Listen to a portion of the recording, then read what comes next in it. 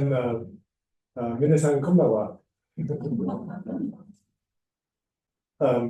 I want to thank my co-directors of ACTA, Dr. Noriko Nakamura and Dr. Shinichi Nakamura, for their work with me over the past 10 years. まず、ACTA の中村典子先生と中村真先生、お二人の共同ディレクターにこの10年間、私と一緒に活動してくださったことにお礼を申し上げます。And our wonderful staff of ACTA, who have been so important for the workshops we've done over the past 10 years. そしてこの10年間一緒にワークショップを開催して活動をしてまいりましたACTAの素晴らしいスタッフの皆様にもお礼を申し上げます。And a special welcome to all of you who are not psychologists but are here tonight. I think it's wonderful that you've come. そして心理学者ではない方々も今日の聴衆の方の中にはいらっしゃるかと思いますが、皆さんにお越しいただき大変嬉しく思います。It's hard for me to express how much coming to Japan twice a year for the last 11 years has changed my life and changed me. 日本にこの11年間、春と秋の2回参りまして、活動してまいりましたが、それがどれほど私の人生と私自身を変えてくれたか、表現することができないのです。But I think all my friends would say that I'm a kinder, more balanced person because of the influence of Japan on me. でも友人たちは日本の影響があるおかげで私がこれまでよりもより親切でよりバランスが取れた人間になっていると言ってくれています。So thank you all. ですので皆さんにお礼を申し上げます。Okay. And my friends thank you too. そして私の友人たちからも皆さんにお礼を言ってくれると思います。Tonight I wanted to take a topic we've been studying and apply it to parenting. 今夜は私たちがこれまで学んできたことを子育てに応用したいと思います。And I have to make a disclaimer at the first that I myself am not a biologic parent. そのお話を始める前にお断りをしておかなければいけません。私自身は誰かの子供の親ではありません。I do have a goddaughter I've been very involved with, but this is different, I think, than having your own children. 私自身にはそのゴッドドーターと呼ばれる存在はいるんですけれども、これは本当にその自分の子を持つこととは異なるとは思っています。But I have worked with parents and children for over 40 years. でもそうは申しましても40年以上にわたって子どもさんや親御さんたちと一緒に活動して仕事をしてきました。And I think being a parent is one of the toughest jobs that one can have. 私は親であるということはこの世の中でも最も難しい仕事の一つだと考えています。Thankfully, also it can be rewarding. それと同時にありがたいことにやりがいがあることでもあります。And maybe no one understands when they decide or happen to be a parent how much it can push your own personal and spiritual growth. 誰もその子供を持つことにしても、子供を持っても、どれほどそれが精神的に成長をさせてくれるものか、その理解ができ、子供を持つという時には理解ができていなかったと思います。But I think it can be an incredible growth opportunity. ただ、そうは言っても、やはり子供を持つということは、大変大きな成長をさせてくれる機会だと思います。I also have come to believe that parents around the world do not have enough support. また同時に私は世界中の子供を持つ親は十分な支援を受けていないと思っています。There's a saying that's become quite popular in the United States that originally comes from Africa. アメリカではもともとはアフリカから誕生した言葉だと言われていますが、ある表現がとても人気が出て広まっています。It takes a village to raise a child. その表現というのは、一人の子供を育てるには村全体の協力が必要だということです。And I think this was very well understood in Japan for many years. 日本ではこの考え方は非常によく何年も理解されてきていると思います。But perhaps here, very much like the US, parents are more and more isolated and trying to raise children on their own without much support. しかし、日本でもアメリカと同じように、ほとんど支援がない中、協力がない中、自力で子供を育てようとして孤立している親が多くいると思います。I don't believe biologically we're meant to do it this way. しかし、生物学的に私たちはそのようなことをするようにはできていないと思います。So I'll talk about some of the challenges it brings. ですので、子育てに関して課題となっていることについて今日はお話しするつもりです。Okay. Now let me start with a video that some of you have seen before. 皆さんの中には以前にご覧になったことがあるという方もいらっしゃるかもしれませんが、今夜はまず最初にビデオをご覧いただきます。For those of you who have not seen it, the scene is a family traveling in the car on a family vacation. まだご覧になったことがない、初めてだという方々のためにご説明いたしますと、これから見ていただくビデオは、家族で車で休暇で旅行しようというところです。And they were used to having a camera recording them in the car, sort of like home movies. こちらの一家は車でそのカメラを回して、そしてそのホームムービーのように自分たちの様子を撮影することに慣れているようです。And this film, this video, and this incident became a very seen by many people in the US afterwards. So. このビデオは、あることが起きるんですけれども、それが起きてからアメリカでは大変多くの人たちが拡散して見たものです。And you'll see they're singing. そしてご覧いただければ、この皆さん、この出てくる人たちが歌っているということはお分かりいただけると思います。Okay, thank you. So, what happened in this video? 今のビデオで何が起きたのでしょうか。From my point of view, without intending to, this father shamed his son. このお父さんはそんなつもりはなかったんですけれども、息子に恥ずかしい思いをさせてしまいました。And we know from discussions afterwards, he was nervous about his son identifying with being a lady. このビデオを撮影して公開された後に議論をした中で、お父さんはその自分の息子が独身女性と自分を関連付けることを恐れたと、心配したと言っていました。And this is not a bad father. このお父さんは決して悪い父親ではありません。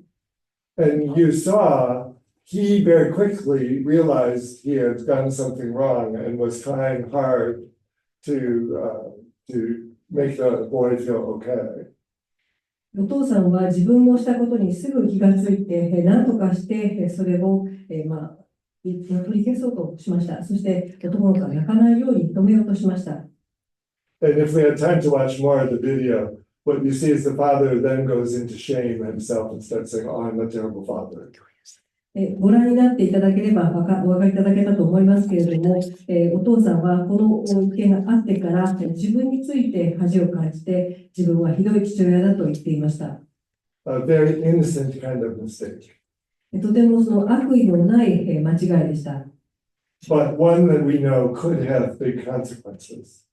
ただ、そうは言っても、これによってもたらされる結果もあり得るのです。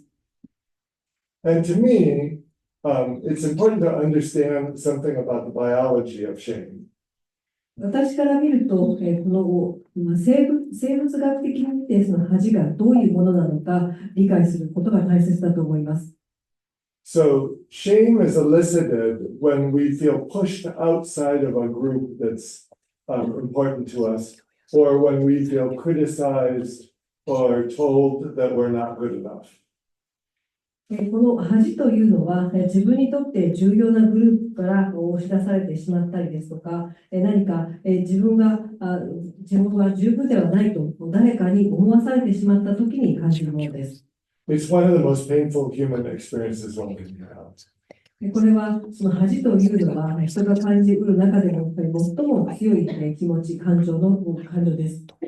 And it's elicited when someone is angry at us, punishes us, rejects us, humiliates us, or excludes us from a group. この恥を感じるときというのは、怒りや罰せられたりしたこと、また拒絶、排除、さらに屈辱を経験したこと、そして誰かに仲間外れにされたりすると感じるものです。It's more intense if that's an important person, and it's more intense if people are watching.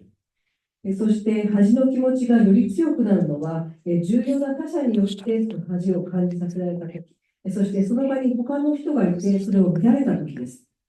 We can also feel shame just alone by ourselves when we think we've fallen short of a goal that we set for ourselves.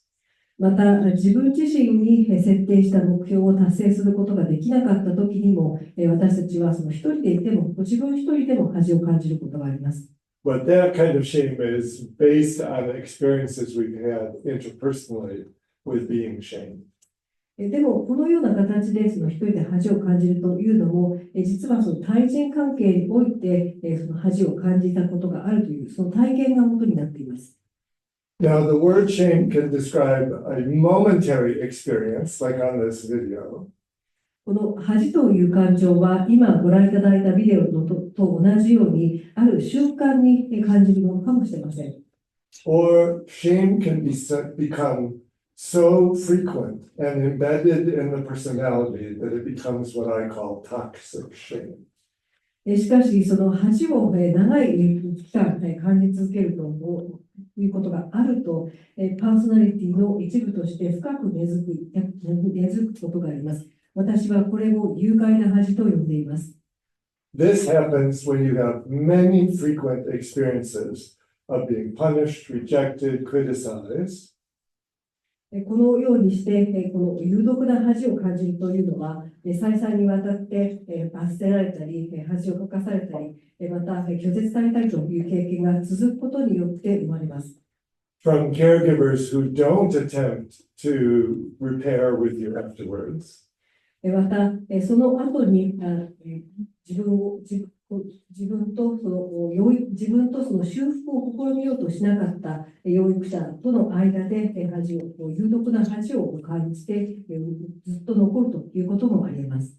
And especially if you live in situations where you're shamed for normal emotions like healthy anger or sexuality or feeling joyful.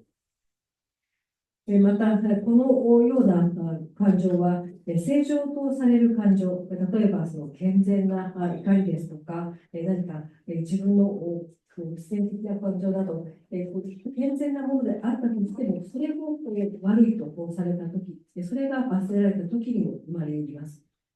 We also know that a deep sense of feeling not good enough and unlovable can be connected to emotional neglect.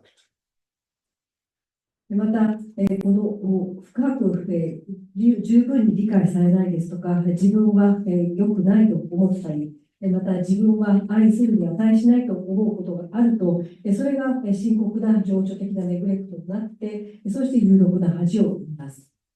So caregivers who are simply not there or give no true attuned emotional care can bring up toxic shame in their children.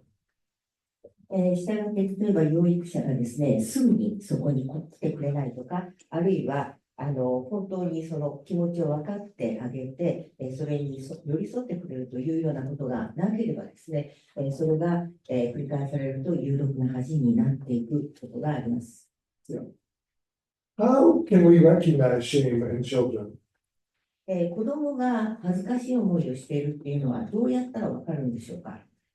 They'll be crying, often with eyes cast down and slumped shoulders. 泣いているとか、あるいは目を伏せている、そして肩を落としているというようなことがあると、恥ずかしいのかなと思います。They'll cover their face or their eyes or their mouth and try to hide or withdraw. それから顔を隠していたり、目や口を覆っていたり、どこかに隠れようとしたり、あるいは引き込んでしまうとか、そういうようなことです。If they speak, they may say, I'm bad or stupid or ugly. また、言葉に出すこともありますよね。僕は悪い子だとか、あるいはバカだとか、醜いとか。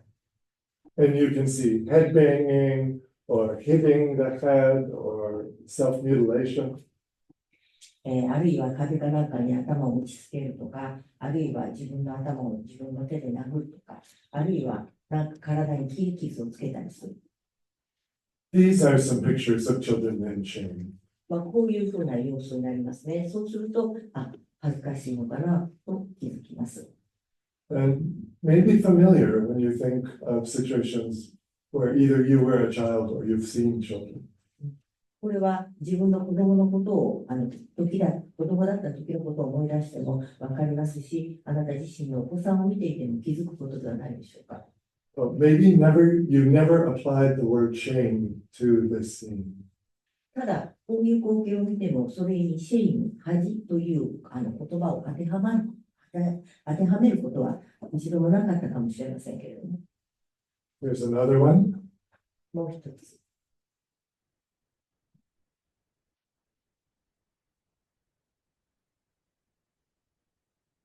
Another. もう一つ。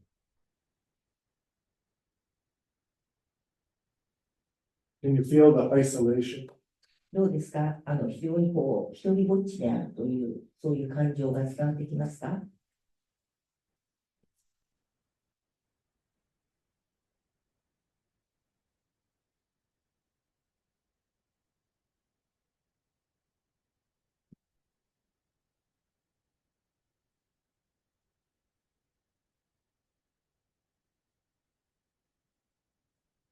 ？Many people describe feeling like they're sinking in a whirlpool that is pulling them down. なんか足元に池があって、その中にずーっと落ち込んでいくみたいに、引っ張り込まれていくみたいな、そういうふうな気がするって多くの人がいます。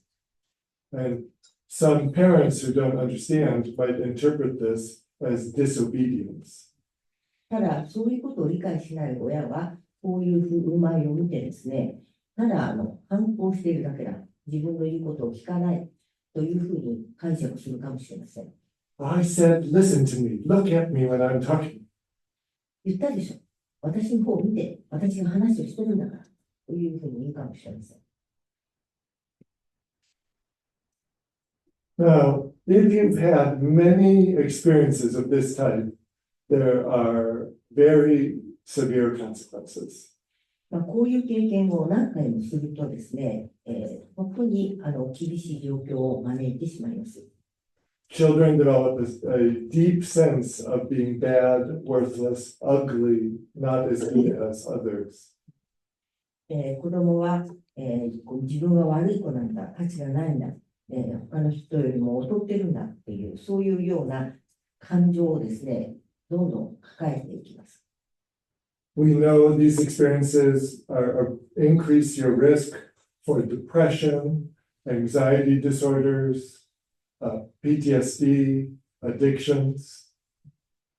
こういう経験が積み重なりますと、抑うつ状態、うつ病、あるいは、この不安障害であるとか、あるいは PTSD などにつながっていきます。You can see emotional constriction, 感情が縮こまってしまう。and either poor achievement, そして、この何をやってもうまくいかなくなったり、or workaholism and perfectionism to try to counter the deep sense of not being good. 自分は本当に良くないんだっていうふうに思うので、そこから完璧主義に走ったり、あるいはワーカホーリックになったりします。And shame is strongly associated with many addictive compulsive behaviors. この非常に何かを常用してしまう、中毒になってしまうとか、あるいは脅迫的な行動をするとか、そういうことにもつながっていきます。And with social isolation. そして社会的な孤立、これとも関係があります。if you believe you're not worthy, you won't want to get close to anybody else, because if they see you for who you are, you imagine they'll run screaming away. 自分には価値がないというふうに思い込んでいると、人と接触をしたくないというふうに思います。なぜならば、近づくとですね、自分がどんな人間かということをその人は知って、そして分かったら、もう叫びながら逃げていくだろうというふうに思うからです。Now, research has shown that shame exists in every culture studied in the world.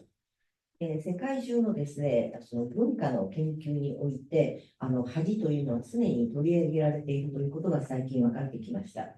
It's part of our biologic wiring. これは生物学的に恥がプログラミングされているからです。And what is the evolutionary adaptive ability of shame? すなわち、その恥を感じる能力というのは、進化的にどういう意味を持っているんでしょうか。And the understanding is this: when we live in groups together, we need a way to keep people from doing things that would hurt the rest of us in the group.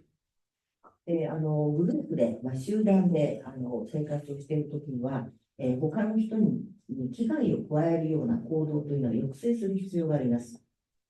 So if you internalize punishment or exclusion, you'll stop doing those things even when you're alone, even if someone's not following you around. けれども、罰を受けたこと、あるいは阻害されたことということが、自分の心の中にですね、染み込んでしまうと、仮に周りに人がいなくてもですね、自分自身にその、恥を感じてやらなくなるんです。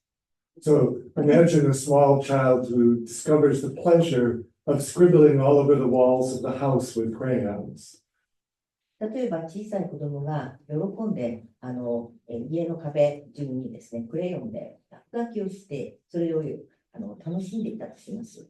And maybe parents' first reaction is to say, "Oh, don't do that! How could you do that?" それを見た親っていうのは最初はですね、みんな、やめなさい、そんなことを、なんでそんなことをするのっていうふうに叫ぶと思います。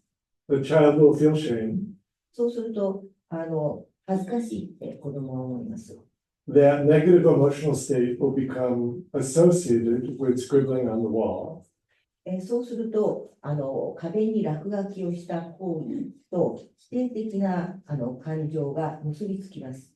Then, even if the parent is not there, when the child thinks about scribbling on the wall, they'll have the negative state.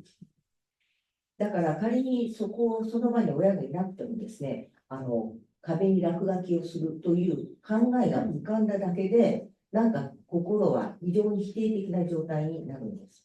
And they won't scribble. だから、その行動を抑制してしまいます。So, now, quite simply, shame may be a very important experience which develops later in life into a healthy sense of guilt. 実はですね、この恥というのはとても重要な経験でもあるんです。それを経験することによって、大きくなったときにですね、非常に健全な罪悪感というものを覚えるようになります。So, and to distinguish shame and guilt, shame is I am bad because I did something, and guilt is I did something bad, but I'm a good person.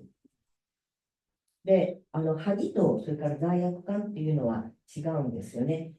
恥は自分は悪い人間だと思うことです。でも罪悪感の方は私は悪いことをしたということです。でも自分はいい人間だけれども悪いことをした。これが罪悪感です。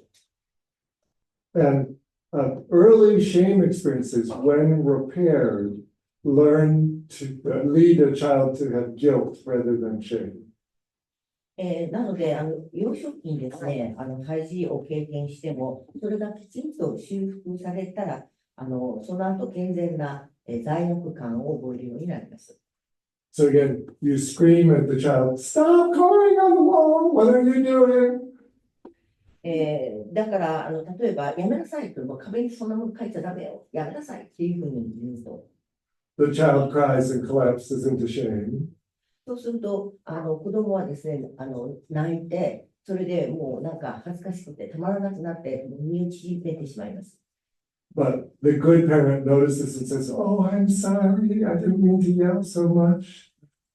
でも、いい親だったら、仮にそういうふうに叫んだとしても、ごめんね、ちょっと大声出しすぎだねっていうふうに言います。You're okay, 大丈夫よ。but don't draw on the wall. でも、あんなことはしないでね。So the parent who repairs that way will produce a child with a healthy sense of guilt. The parent who doesn't make that repair is likely to produce a child with toxic shame.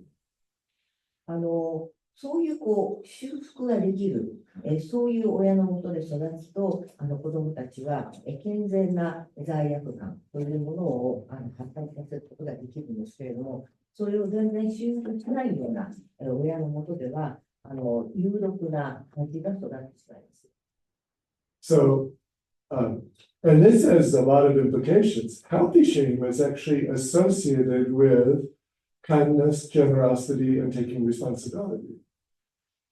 これにはいろいろな意味がありますけれども、健全な恥というのは、親切心とか、あるいは寛容性とか、そういうものと結びついていくのです。And notice what I'm implying here. If you're too careful, you never try to yell at your children no matter what they do because you don't want them to feel bad, then you're actually more likely to choose to produce a child who is immoral than if you yell at the child and then repair.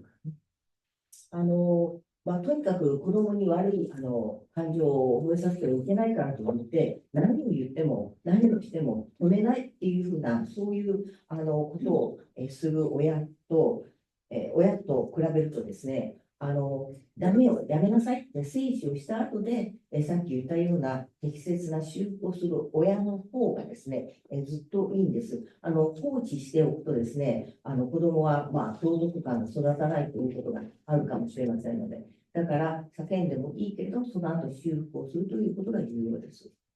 And again, children with healthy shame and embarrassment are well liked by both children and adults. そして健全な恥、あるいは当惑というものを示すことができる子どもは、子どもたちにも、そしてまた大人にも好かれます。And they're able to push back in a healthy way and be assertive, which protects them against bullying. そして誰かから何か言われたとしても、それをきちんと跳ね返して、そして自分の主張をすることができます。Children with toxic shame can, without meaning to, be the objects of bullies. でも、有毒な恥を抱えている子どもは、理由なくですね、いじめの対象になったりします。Now, back to parenting. Because shame is such a powerful method of social control, some cultures and families use it a lot.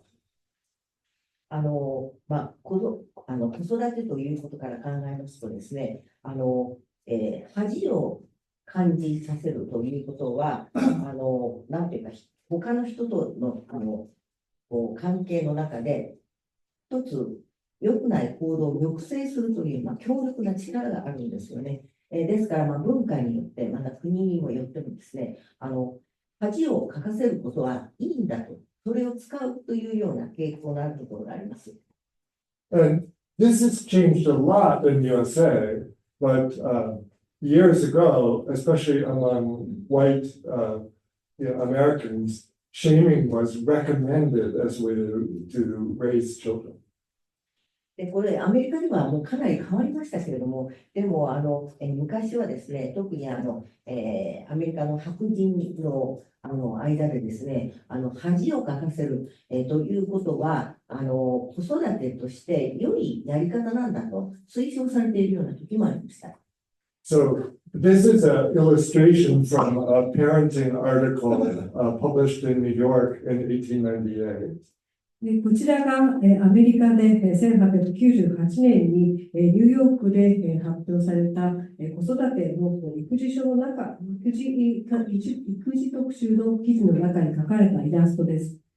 And it says, parents, if you're out for a walk and your children start acting badly, call a policeman over and tell the policeman, yes, if they don't act well, then you'll take them to prison, won't you? And the policeman will say, yes, I'll take you to prison, and then the children will learn. こちらは、このイラストは、親御さんに対して、散歩中に子どもたちが言うことを聞かなかったら、警察を呼んで、そして警察が子どもたちを刑務所に入れれば、言うことを聞くようになりますよねと。そのために警察官は刑務所に子どもたちを連れて行ってくれますよねと聞くと、はい、そうですと答えています。And I thought this was sort of unbelievable, but then about 5 years ago, one of my psychologist colleagues did this with her 2 children. 実は私にとってはこのイラストは信じがたいものだったんですが、5年ほど前に私のその心理学の心理学者の友人がこれをしたことがありました。Instead of taking them to the police station, she took them to the fire station. この子どもたちをその警察署に連れて行くんではなくて、彼女は消防署に子どもたちを連れて行きました。A very famous psychologist in the US was John Watson. アメリカの著名な心理学者の一人がジョン・ワトソンという人でした。He wrote a very influential book on parenting. 子育てに関する大変影響力の強い本を執筆した人でもあります。In 1928. 1928年に育児書を執筆しました。And you see this quote, never hug and kiss your children, never let them sit on your lap. この育児書の中の文を引用していますが、決して子どもたちを抱きしめたり、キスしたり、膝の上に座らせたりしてはいけません。Here's an even more gruesome illustration from Europe. こちらはヨーロッパのさらに残酷なイラストです。A German parenting manual from 1845. 1845年のドイツの児童書です。Actually, not a parenting manual, a book for children. これはその子育てのための本ではなくて、子供向けの児童書でした。That parents could use to scare their children. これを使って親は子供を怖がらせたのです。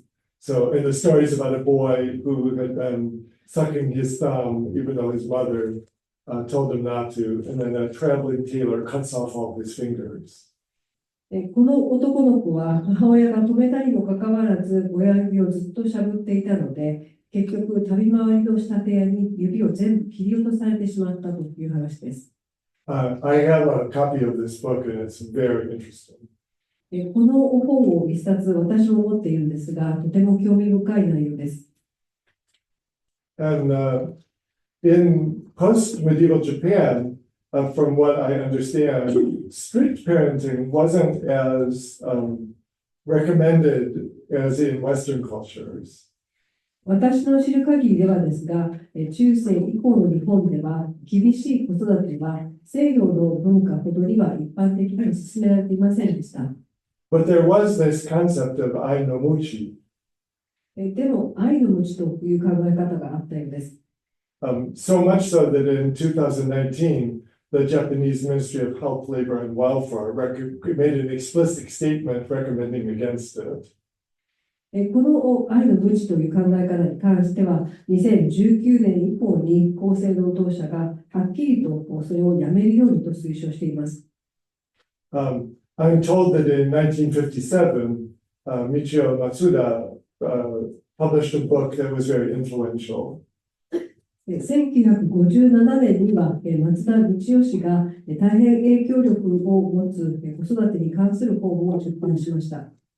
And Matsuda emphasized letting children develop naturally without interference. 松田が強調したのは、子どもの自然な成長を干渉せずに自然に委ねるということでした。that mothers should be the central caregivers. そして母親が子供にとって主な養育者であるべきだということでした。So fathers were put on the sideline. ですので、父親は脇に押しやられた形でした。And I think this had, from what I understand, a great influence on parenting in Japan. 私の理解では、この育児書が日本の子育てに大きな影響を与えたようです。For example, here's a study done comparing different cultures on child care related time. こちらは子育て、その育児に関連する事柄の時間を異なる文化間で比較したグラフです。So you can see that, let's go over on the right here. Japan has a lot of time of child care and housework put together. 右側の表をご覧いただくと、日本は家事や育児のその合計時間は大変長くなっています。But a lot of the time, there's more emphasis on housework than on childbearing. しかし、この2種類の時間を比較すると、育児よりも家事にかなりの時間が費やされていることがわかります。Yeah. And then you can see the difference between husbands and wives. そして、夫と妻のそれぞれの何に時間を使っているかが比較されています。Right, and whether they did house care or child rearing. 家事をやったのか、それとも育児をやったのか、比較をしています。Yeah, and again, notice Japanese men doing much less of either than Japanese women. ご覧いただければお分かりかと思いますが、日本の夫は家事も育児も妻よりもはるかに短い時間しか費やしていません。And in the USA also. それはアメリカも同じです。So these ideas we have about parenting and who should do it are very influential on children. 私たちが誰が子育てをすべきかということは、実はこれはその考え方自体が子供に大きな影響を与えるということを意味します。These are the conclusions of this study. こちらが調査の結果ですが、Japanese mothers spend more time caring for young children than do mothers in many other countries. まず日本の母親は他の多くの国の母親よりも、幼い子どもたちの世話、育児に多くの時間を費やしています。Japanese fathers spend much less time caring for their children than do fathers in most other countries. そして日本の父親は他の多くの国の父親よりも幼い子どもの世話に短い時間しか費やしていません。Japanese husbands also spend much less time doing housework than husbands in other countries. さらに日本の夫は他の国の夫よりも家事に短い時間しか費やしていないこともわかります。Excuse me, but you Japanese women have it very hard. 申し訳ないですけれども、皆さんの中の日本人の女性の方は本当に大変なことをされていると思います。And I'll talk soon for the implications of this study for shame in Japanese children. もう少し経ってから、この調査の結果について、日本の子どもたちの恥に関してお話をするつもりです。Now, in the USA, similar to Matsuda's approach, there was a big change in recommendations about parenting starting in the 1950s. 松田の提唱する方法と同じく、アメリカでも1950年代以降、育児に対して育児の教育に関して大きな変化が見られました。Spock published this very famous parenting manual, and many American households had a copy, and I'm told it also was translated into Japanese. こちらがそのスポック博士の育児書と呼ばれる本が出版されたんですが、このアメリカの家庭の多くにこの育児書が一冊はあって、そして私が聞いたところでは日本語版も出版されているようです。And here's a quote that captures his philosophy. こちらに引用した文がスポック博士の哲学をうまく表しているかと思います。The children who are appreciated for what they are, even if they're homely or clumsy or slow, will grow up with confidence in themselves and happy. たとえ器量が悪く、不器用で、のろまだったとしても、ありのままの自分を認めてもらった子どもたちは、自分に自信があって幸せに成長するというのです。Now, we know this is true, but now we understand there should also be limit setting. このスコック博士の引用は確かにその通りではあるんですけれども、それでもある意味では限度があるとも考えられています。And there's this movement in the US called positive parenting. アメリカにはポジティブペアレンティングという前向きな子育てという運動があります。Or attachment parenting. それからアタッチメントペアレンティングと呼ばれる呼び方もされます。And I don't mean to misrepresent it. 私は決して、それを誤った方法で代表するつもりはありません。But I've seen many parents who seem to interpret this as never discipline your children at all. しかし、この考え方に関しては、アメリカの多くの親が決して子供をしつけないという考えと受け取っているようです。I remember a family that came to consult with me for their 7-year-old son. ある家族が7歳の息子のコンサルテーションのために私のもとを訪れたことを覚えています。And we were all in the room together, the parents and the boy. 両親と息子と、そして私と全員が同じ部屋におりました。And he started breaking the toys that I had in the room. すると、息子が、その男の子が私の部屋に置いてあったおもちゃを壊し始めたことに気がつきました。And the parents did nothing. 親は何もしませんでした。And I asked them, now, do you want to handle this or do you want me to handle this? それで私は両親に、お二人がこの状況に対応したいですか、それとも私が対応していいんですかと聞きました。And they said, oh, no, we never yell at him. He's so sensitive. We don't want to hurt his feelings. すると両親は、そんなことしたくないんです。大声を出して怒鳴ったりはしたくないんです。彼はとっても敏感なんですと言いました。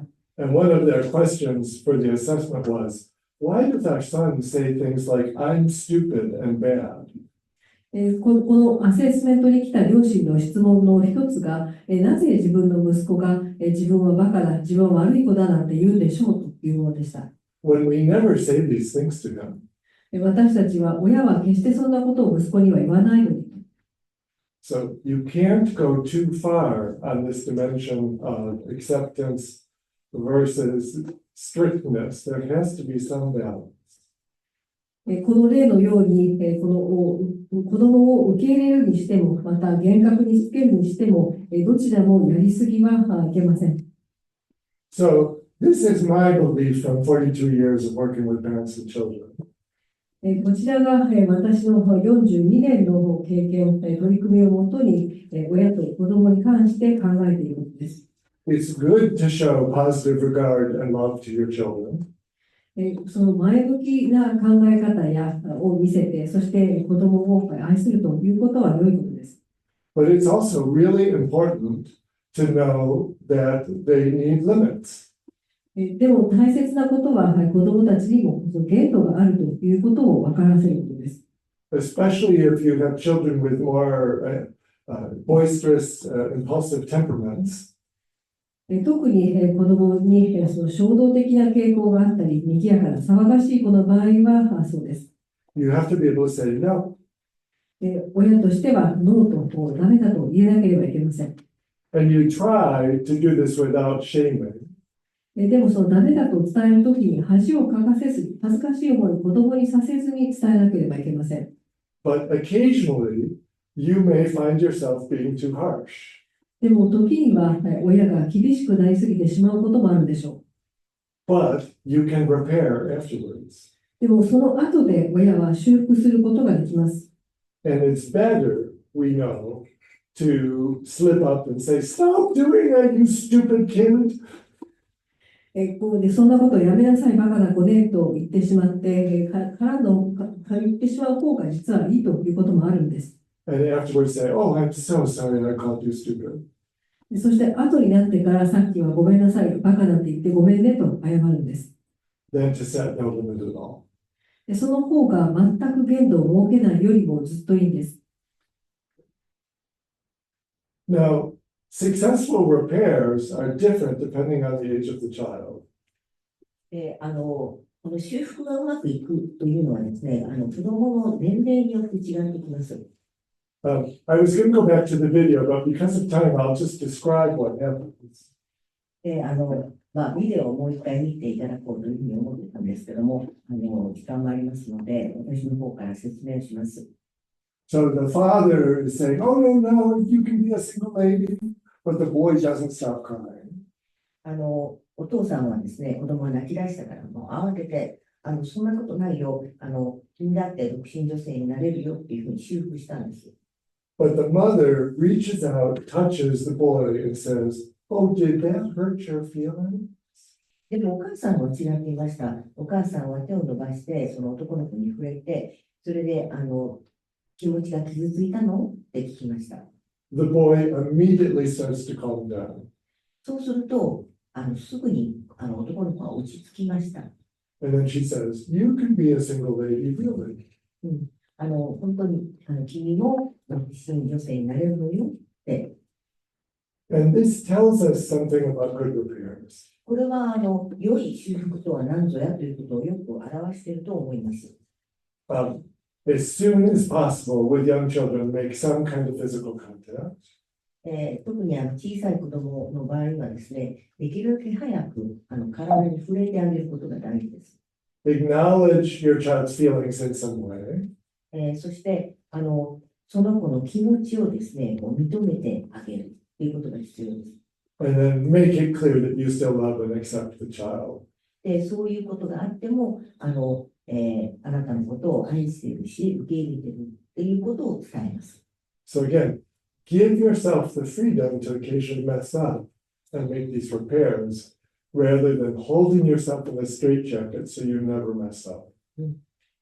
だから、何かとにかく、ガチガチにしてですね、絶対においたをさせないというふうにするのではなくて、とにかく自由にさせて、何かあったら、それに対して対応し、良くなかったら修復をするというのは、そういうふうにするのが良いのではないでしょうか。Now, with older, more mature children, 少し年重ねの子供の場合には、少し成熟度が上がってますので、let's say they do something and you shame them badly. 何かをしでかして、恥をかえさせるようなことを言ってしまったとしても、First, get yourself calmed down. まず自分自身が落ち着くことです。If you need to, talk to someone to get yourself calmed down. で、自分が落ち着くために誰かと話す必要があったら誰かと話してください。And if you're in shame, then wait. で、自分自身の中に恥があると思ったら、しばらく時間を取ってください。And then just ask yourself questions with curiosity. そして、その問いかけをですね、非常に好奇心を持って探してください。Why did I lose control? Why did I scream at my child like that? なんで私カッとなったんだろう。なんであんな風に子供に怒鳴ったのかなって考えてみましょう。Why did I call my son stupid? なんで息子のことをバカって言っちゃったんだろう。Is it something going on with me? それは何か私の中に何かがあったから。Is this something my parents did to me? 親にそういうふうなことを自分もされたからか。So begin to reflect on this. というふうにそう考えてみて。Then use your empathy and put yourself in your child's shoes. そうすると、共感を覚えてですね、そして、子供の、靴を履いて、つまり子供の目線でですね、考えることができます。And ask yourself, like, I wonder why my child did that thing that I ended up punishing him for. なんで私最後、まっすぐようなことを、あの子はしたのかしら。Is that something he's always done, or is it just recent? ずっと前からこんなことしてたかな、それとも最近始まったことかしら。And then, again, with an older child, approach them in a non-threatening way. そして、年重ねの子供に対してはですね、相手を怖がらせないで、怯えさせないようなアプローチを取るということが大事です。And ask to talk to them about what happened. そして、どういうふうにどうしてそういうことが起こったのかっていうことを聞いてみてください。If you overreacted, then apologize. もし言い過ぎたんだったら、謝ってください。I'm really sorry I called you stupid. ごめんね、本当にバカなんて言っちゃって。And to make your apology convincing, you might explain a little bit about what happened with you. で、そういう、謝っているっていうことに説得力を持たせるためには、その時に自分に何が起こっていたのかを少しだけ説明をするといいと思います。Like, I got really scared when I saw you got that bad grade in algebra. 数学の成績があんなに悪いと見て、私ちょっとショックを受けたのよ。But you're not using your child as a therapist. でも、子供をですね、セラピストのように、使ってはいけません。I yelled at you because I have this anxiety about achievement because my family gave me an achievement complex. 例えば、私はあなたを怒鳴ったのは、いわゆるその不安、障害というか、不安コンプレックスみたいなのがあったからなのよ。それはみんな、私の親が、ね、成績のことをガンガン言った、そういう経験があるからなのよ。っていうふうな、そういうふうな説明をしないで。And some parents seem like they're trying to make a repair, but they end up blaming the child still. それで、親御さんの中にはですね、修復をしているつもりがですね、ますます子供の恥を悪化させてしまっているというような人もいます。I'm sorry I called you stupid, but if you would only stop being so lazy, then I wouldn't call you that. もうごめんね、バカなんて言って、でもね、それはね、あなたがいつまでも怠けているからなのよというようなことを言ってしまう人もいます。Again, to me, this is a sign of a parent who doesn't have enough support. そういう親がいたら、私はこの親は十分なサポートを得られていないんだなというふうに思います。And above all, get curious and feel your way into your child's experience. ぜひ、好奇心を持ってですね、その子供の、経験を感じ取るというか、その立場になって感じられるように努力をしてください。So try to get in your child's shoes and then mirror back to them what you think is going on. つまり、子供をミラーリングといいますかね、子供の中に起こっていることが自分にも跳ね返ってきて、そしてそれを返してしまうというようなことがあってはなりません。So you might say, oh, I hear you've been really discouraged by algebra and you didn't think you could come to me for help. 聞いたことを繰り返してですね、そして本当にあなたは自分自身ががっくりして、そして本当はそれを誰かに教えてほしいんだって思ってたのに、それが言えなかったのね。Let's figure out what we can do about that. じゃあどうしたらいいか考えようね。And some children are much more emotionally sensitive and they will really require you to make a good repair. 子供によっては感情的にすごく感受性が強い子がいます。そういった場合にはもっと他の、上手な修復の方法が必要かもしれません。So if you have a child like that, you have a very special child who's both a blessing and a curse. ですから、そういう、特別な気質の子供さんの場合にはですね、本当に、褒めるのではなくてですね、褒めているということがなんか呪いをかけているみたいな、そういうふうに取られてしまう可能性もあります。We now know this is a genetically based variable. 実は、遺伝的にですね、そういうものがある、遺伝的な要因というのもあるんです。And they've identified 6 or 7 genes that influence how sensitive children are to stress and shaming. 子供がですね、ストレスを感じるとか、あるいは、恥ずかしい思いを感じるという、そういうことに、現象について関わっている6つか7つぐらいの遺伝子があると言われています。They developed these terms in Sweden when they were studying these genes. で、スウェーデンの研究でですね、こういう遺伝子を調べている人たちがいるんですけども、like the orchid children. で、一つのタイプはオーキッド・チルドレンと言われています。オーキッドというのはお花の蘭のことです。Highly sensitive children 非常に感受性が高い。who are very sensitive to being shamed.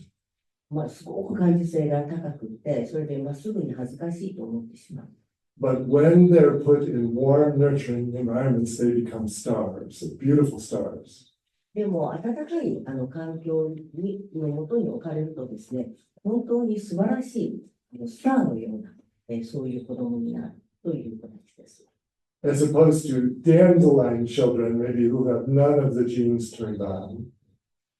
それに対してですね、タンポポの子供たちと言われている子供たちがいるんですけれども、さっき言った6つ、7つの、遺伝子が発現していない子供たちです。They're just not as reactive to their environment. 環境に対してすごく敏感ということではありません。And you don't have to be so careful as a parent. だから、子育てにすごく気を使わなくても大丈夫という、そういう子供たちです。Now, a very frequent question I get, especially in the US and Italy, 特にアメリカとイタリアでよく聞かれる質問があるんですけども、isn't it important to be strict with children so that they develop a sense of right and wrong? 善悪の区別ができるようになるのには、子供を厳しく育てるということが重要ではありませんかという質問です。And again, we have research on this now. これについては研究が行われています。It is important for children to be contained and feel protected. で、子供をですね、が抱えられている、そして自分は保護されているんだと感じるということはとても重要なことです。They need to feel a caregiver putting guardrails on their behavior and on the world. つまり自分の振る舞い、行動と、それからその外の世界との間にガードレールを設けてくれている人がいると感じることですね。それはとても重要なことです。But it's not necessary to be harsh and critical for children to develop good morality. しかしながら、その道徳感をですね、養うのに、決して厳しくするとか、あるいはすごく批判をする必要はない。Then some of you who know the recent research on neurobiology 最近の神経生物学の研究のことをご存知の方もいらっしゃるかもしれません。they've identified an important parent variable that leads to healthy children. 健康な子供を育てる子育てにおいて非常に重要な要因があるということが分かってきました。So parents with mind sight have the ability to think about their emotions and their child's emotions and to be empathic to their children's feelings. で、このマインドサイトのある親はですね、自分自身の感情、そして子供の感情に対して十分と理解をすることができる。そして、子供の思いやりや共感、そういうものを発達させることができるというものです。And parents who are good at this will be more successful parents. そういうことができる、得意な親はですね、子育てで成功する、可能性が高いと言われています。There's a study where we used therapeutic assessment. で、治療的アセスメントにも使うんですけれども、ある研究がありまして、with parents who had been legally separated from their children because they had been abusive to the child. 子供を虐待したためにですね、法的な措置でもって子供に近づけなくなった親がいます。First, these parents, compared to normal parents, had much less mind sight, much less empathy and ability to think about the world from their child's point of view. で、そういう親と、そしてそうでない、親と比べるとですね、この子供と接見するのも禁止されてしまうというような親というのは、このマインドセットが少ないということがわかります。つまり、子供に対して共感を覚えるとか、あるいは、子供のために、物事を考えられるという、そういう、この能力が低いということがわかりました。And my colleagues in Chicago developed a very brief collaborative assessment intervention. シカゴにいる私の同僚がですね、非常に短期間の、共同的アセスメント、会議を開発しました。The child would play with the student while the psychologist sat with the parent watching. 子どもたちは学生と一緒に遊んでいて、その様子を親と心理学者が見守ります。And the psychologist would ask, "Oh, did you see what just happened? Why do you think your child did that?" そしてその子どもと学生が遊んでいる様子を見て、心理学者が親に対して、今の見ましたか？あなたのお子さんはああいうふうにしたんですけれども、どうしてあんなことをすると思いますかと尋ねます。And the parents would have negative attributions. Oh, you see how disobedient, he doesn't care about anybody. すると親はとてもマイナスな否定的な見方をする人もいて、本当に言うことを聞かないんだからと言って、だからあんなことをするんだと言ったりします。The psychologist would very gently correct the misperceptions. すると心理学者はそのような誤解を非常に優しく丁寧に解きほぐします。That could be true, but I thought in that moment your child looked insecure. そうかもしれません。あなたのおっしゃる通りかもしれませんけれども、お子さんはあの時に不安だったのかもしれませんよと言います。After only 5 sessions, 2 hours long of working on this, このような形で親に対して話をして、5回セッションを繰り返しました。the parents in this group had better mind sight. この5回のセッションの後で参加した親たちはより良いマインドサイトを得られるようになりました。And the chances of them re-abusing their children dropped tremendously. このセッションに参加した親たちが改めて子どもたちを虐待する可能性は大幅に下がりました。So this leads to my last comments about parenting. ここで子育てに関して私の終わりの言葉に続けたいと思います。All of us are also healing from our own shame. 私たち全員が私たち自身の自分自身の恥から癒されていくとか回復している途中です。Many of us have been shamed for emotions that were completely normal, but which the adults around us did not accept. 私たちの多くが子どもの発達においてはごく正常なはずの感情を持っていたのにもかかわらず、それにもかかわらず親がそれを認めなかった、受け入れなかったということが恥につながっています。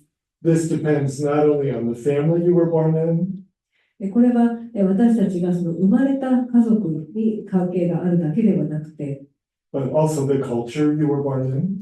皆さんがその生まれた文化にも関わっていきます。So, for example, my observations in Japan are you're really not allowed to be angry here. 私の観察ではですけれども、日本では皆さんはその怒りを感じること、腹を立てることが許されていないように思います。And in the US, if you're too humble or too introverted, you'll be shamed. 逆にアメリカでは控えめだったり、あまりにも内向的だったりすると、それで恥ずかしい思いをさせられてしまいます。Now, it's hard to identify our own area of secret shame that we're healing from. 私たち自身がどのようなその隠れた恥を抱えているのか、どういうその分野、領域にその恥があるのか、見つけることは難しいものです。As some of you know, I love this saying, a fish doesn't know that it's wet. ですので私はこの魚は自分が濡れていることを知らないという言葉がとても好きなんです。But we can learn how we're healing でも私たち自身がその回復の途中で癒されている最中だということを知る方法はあります。when we notice ourselves shaming children in our care. それは私たちが育てる子どもたちに対して私たちがどんな恥をかかせているかということです。So, if your child shows too much confidence in themselves, and you say, "Don't get a big head." 例えば、その子供がその自分がとてもよくできるということを自慢げにしていったら、親がそんなふうに頭でっかちになるんじゃないと言ったりします。Possibly, confidence was not allowed in your family growing up. これはつまりもしかすると皆さんがその子供の頃に育った家では自信があるということが許されなかったのかもしれません。So again, when you're reflecting afterwards, why did I yell at my child like that? You can often find places where you need healing. 後でその子供を怒鳴ってしまったことを振り返ってみて、どうしてあんなふうに怒鳴ってしまったんだろうと考えてみると、もしかするとそこが皆さんが恥を感じている部分なのかもしれません。A secret benefit of being a parent. これがその親であることの隠れたメリットです。Our children hold up the mirrors to us all the time. 子供は私たちにいつでも私たちが映る鏡を突きつけてくれるんです。But there can be days when you wish they did not. でも、日によっては子供がそんなことしてこなければいいのと思うものです。So, but if we look at it this way, our parenting and paying attention to shame can help us reclaim parts of our personality that we can take back in order to be more balanced and healthy. ですので、子育てをするにあたって、この子供にどんなふうに、どんなことで恥をかかせてしまうかを考えることによって、皆さんのそのパーソナリティの一部を改めて取り戻して、そしてさらにバランスが取れた形に再統合するチャンスが得られます。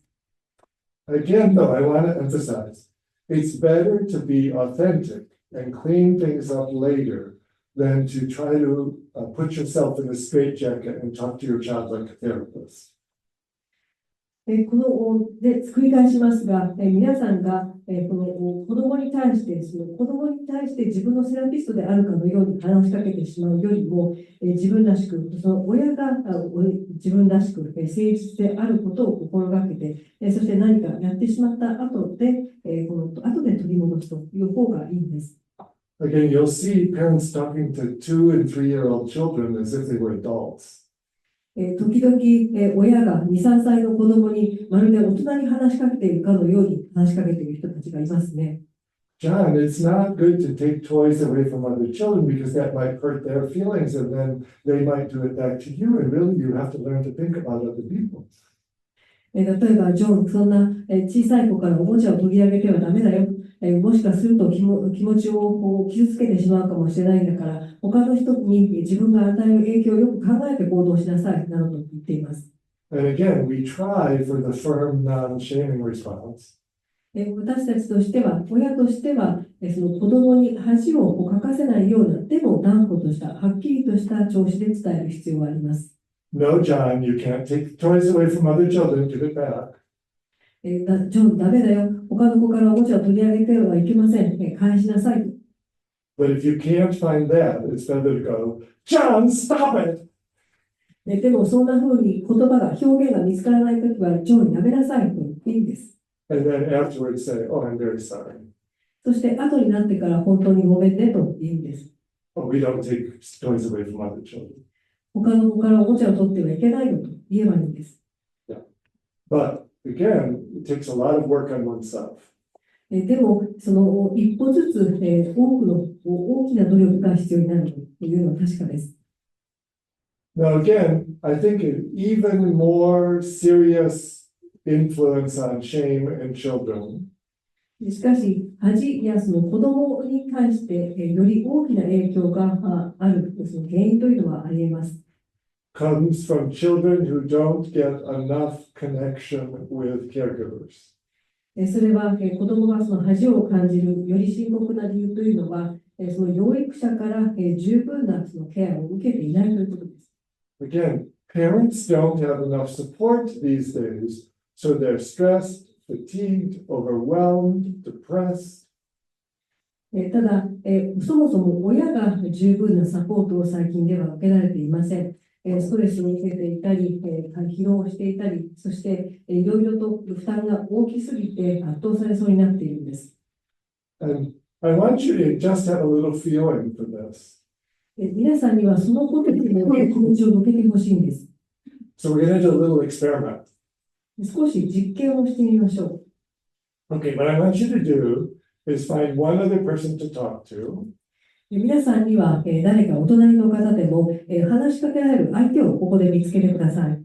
And we're going to take turns where you'll tell each other about some fun hobby you have. 皆さんにはその相手を見つけたら、相手に対して自分がやっている楽しい、面白い趣味の話をしてほしいんです。So first one person will speak and talk about their hobby.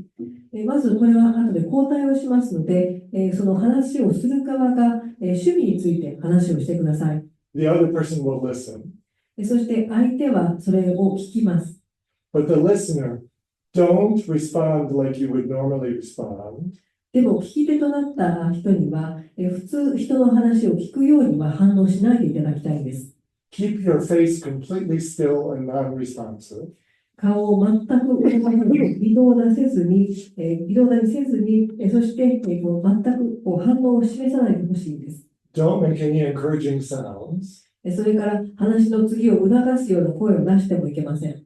And if you want, you can be depressed or distracted or bored. もしやりたければ、その聞き手側は落ち込んでいたり、気が散っていたり、飽き飽きしているような顔をしてください。I'm going to be kind to you today. We'll only do this for 1 minute. 今日は皆さんに優しくしたいので、1分だけしかこのエクササイズをしません。There'll be a strong urge to laugh, but don't laugh. 笑いたくなってしまうとは思うんですけれども、笑わないでください。Then I'll call the time. We'll switch, and then the other person will talk about their hobby, while the other person keeps their face still. 1分経ったら、後ろに違うで役割を交代してください。そして最初に聞き手に回った人が今度は自分の楽しい面白い趣味を話してください。そして聞く側は顔を全く動かさずに聞いてください。And when you are the speaker, pay close attention to what you feel. 話をする側、その趣味について話しかける側になる人は、自分自身の気持ちに集中してみてください。どんな気持ちがするでしょうか。Okay.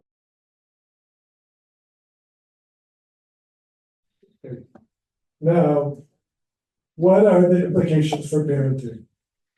では、その子育ての影響に関してどのような示唆があるのか考えてみます。To raise children without toxic shame, you not only have to balance this harshness versus permissiveness. この子供が有毒な恥を感じずに育つためには、この厳格さと、そして、緩やかなその手ぬい感じの間を取らなければいけません。You also have to be very emotionally involved with your children. そして子供に対しては、皆さんのその親の感情もぜひ関わらせなければいけないということです。Again, please don't hear this as me criticizing any parent. この私がお話しすることを決してどなたかその親を批判する言葉だとは受け止めにならないでください。But if you're so tired at home that you put your child in front of the TV for hours at a time because you can't pay attention to them. 自分が本当に疲れているときには、もう子供に対して注意を向けることができないので、子供をテレビの前に何時間も座らせておくことがあるかもしれません。They're likely to grow up with shame. そうすると、子供はおそらく恥を抱えて成長することになります。And I see many parents, again, my heart breaks for them in airports, train stations now, with giving cell phones to their 1-year-old child rather than pay attention to them. 私は本当に気の毒だな、大変だろうなとは思うんですが、今、空港や電車の駅では、1歳ぐらいの子供に対して、その携帯電話を見せて、そのビデオを見せている親がいます。These parents don't have enough support. その親自身に十分なサポートが与えられていないということなんです。And again, we know children do best when parents are very present And children do best when both mothers and fathers are involved. 子供はですね、親に寄り添ってもらうということ、親がそこにいてくれるということがとても大事でありまして、母親だけじゃなく、父親も背負って、そばにいてくれるということが大事なんです。Again, I feel very presumptuous as an American saying this. アメリカ人がこんなことを言ってるというのは、なんと思い上がったということだと思うんですが、Tell your Japanese fathers they need to be more involved with their children. でも、あなたの、日本人の、父親にもっと子育てに関わってくださいと言ってください。And all parents need more support outside the parenting unit. そして、すべての親はですね、サポートがもっと必要です。つまり子育てのその一つの世界の中ではなくてですね、もっとサポートが必要になっています。In closing, 12 things to remember. 最後にですね、ぜひ覚えておいていただきたい12の事柄を説明します。You don't have to be a perfect parent to raise a healthy child. 健康な子供を育てるのに完璧な親である必要はありません。In fact, if you try to be too perfect, you probably aren't giving your child what they need. 完璧であろうとする親はかえって子供に必要なものを与えられなくなる傾向があります。Do set boundaries. Try to be firm, but not harsh. そして明確な境界線を引きましょう。毅然とした、それでいて厳しすぎない態度を心がけましょう。Don't overemphasize achievement. 成績、そういうものにあまりにも、過剰な、それをあまりにも強調することはやめましょう。Praise your child also for qualities like thinking about others or being kind.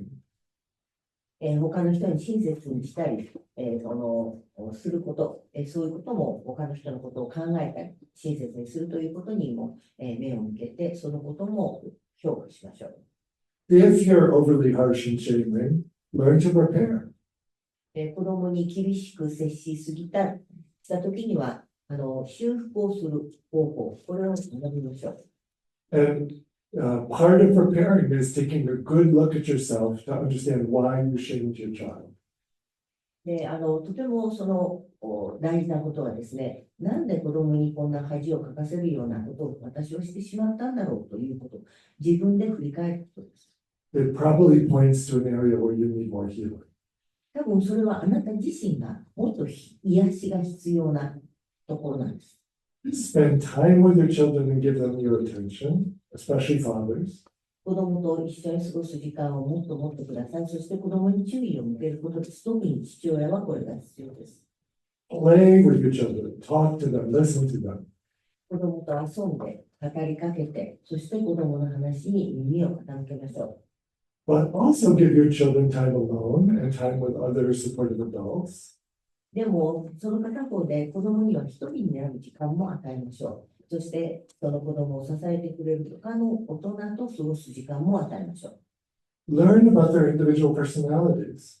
子供の個性を知りましょう。If you have a highly sensitive child, that child will need you to react in a different way than if you have a dandelion child.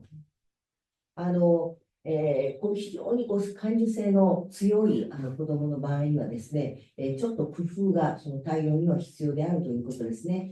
タンポポの子供のように、割とあまり感じない、あまり気にしないような子供と同じというわけにはいきません。And your parenting is a classroom in which you can learn a lot about yourself. そして子育てはあなたが自分自身について知ることのできる教室だと思っています。And above all, be compassionate with yourself. そして何よりも重要なのは、ご自分自身に思いやりをかけることです。And look for and accept support. そしてサポートを求め、それを受け入れてください。So again, thank you very much for your attention. I hope this is useful to all of you who are parents.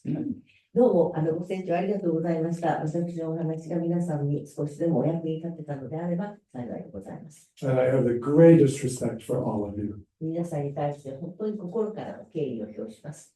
Thank you. ありがとうございました。